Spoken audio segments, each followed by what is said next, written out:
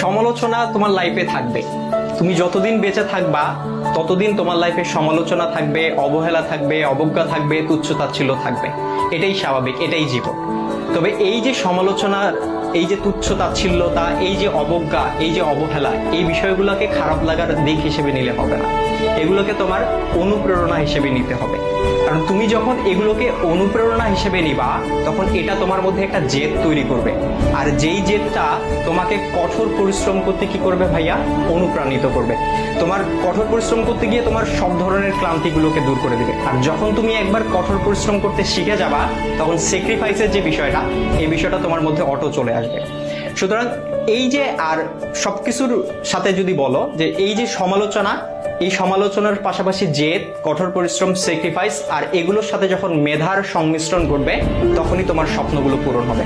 সুতরাং সমালোচনাকারীর এই যে সমালোচনা, এই যে অবজ্ঞা, এই যে অবহেলা, এই যে তুচ্ছ-তাচ্ছিল্যতা, এই বিষয়গুলোকে তোমরা কখনো খারাপ বিষয় হিসেবে নিও না, বা খারাপ লাগার বিষয় হিসেবে নিও না। এগুলোকে তোমরা অনুপ্রেরণার বিষয় হিসেবে নাও এবং তোমার স্বপ্নগুলোকে পূরণ করে ওই সমালোচনাকারীদেরকে দেখিয়ে দাও। দেখা হবে বিজয়ে। ভালো থাকো সবাই।